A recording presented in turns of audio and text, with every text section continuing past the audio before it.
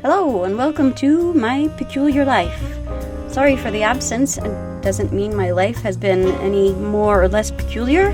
Peculiarity continues. And this night's episode is a dark and stormy night from sunny California, dedicated to my good friend Laura, who invited me to visit her in New York because she needs someone to help her shave her cat's butt.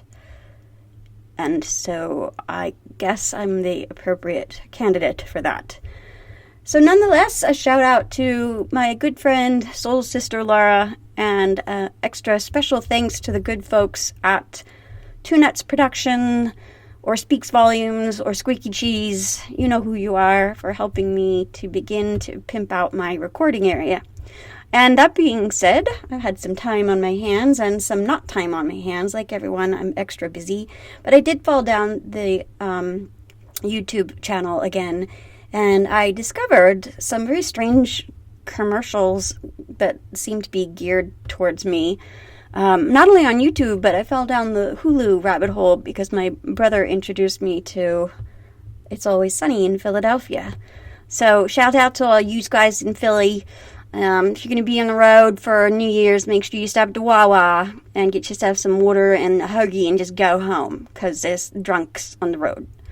But I've had a good time watching that. At all events, it seems like the weirdest advertisements come up when I'm watching YouTube or Hulu.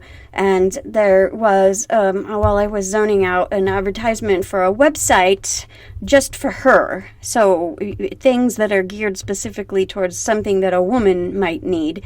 And repeatedly, the commercial was for anti-anxiety medication. And there's all these young women talking about how stressed out they are and how anxious they are. And if you go on this particular website dedicated to just women's needs, you can get prescription from someone qualified to get anti-anxiety or antidepressants. But mostly they focus on the anxiety. And you can have that sent to you.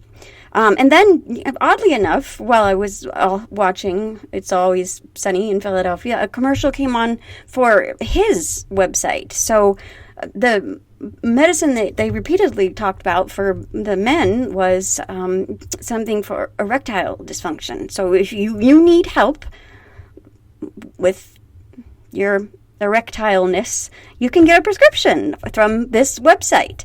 And then I noticed that the commercials, both for his and for hers, talked about hair thinning or loss. And all of this just led me to believe that a woman is too anxious to do it, and a man can't get everything to stand up right to do it, and we're all stressed out, and nothing is functioning properly, so humanity's basically just going to die off.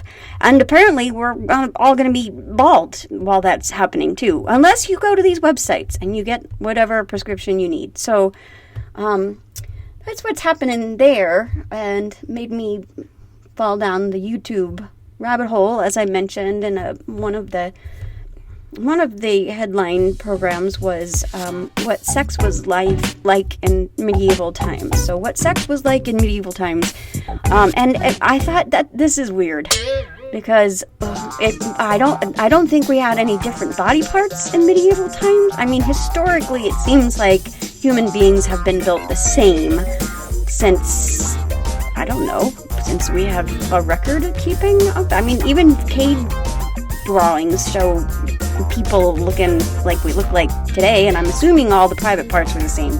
But I don't know.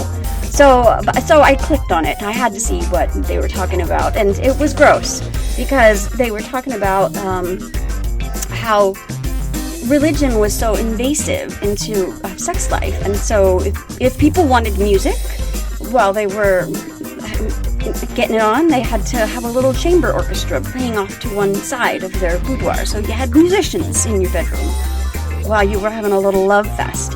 And if you were having a little love fest and you weren't yet married, the real possibility of a priest underneath your bed listening in was a reality, apparently. And I thought things have changed a little bit. I mean, all the body parts are still the same, as I mentioned, but there really aren't any priests under our bed, not that I know of. I mean, if that's something that you're having in your life, you may want to go to his or her website and maybe get some medication for that. But really, the only thing under our beds now is Siri or Alexa, and that's very secular. So you can't really compare that to a priest under your bed. And that's it. That's all that I've really been thinking about lately is trying not to think about too much, because apparently I've watched It's Always Sunny in Philadelphia every episode at least 3 times now. So I shout out to my brother Drew for introducing me to that show where you too can see Danny DeVito crawling out of a sofa, sweaty and nude at Christmas time. So with that being said, I wish you a belated Merry Christmas and a Happy New Year.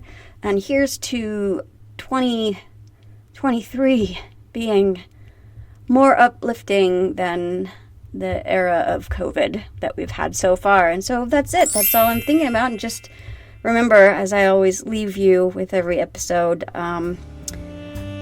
just be good, be kind, be loving, be discerning. And when you leave this planet at your appointed time, make sure you leave it a little bit better than when you got here. So take care.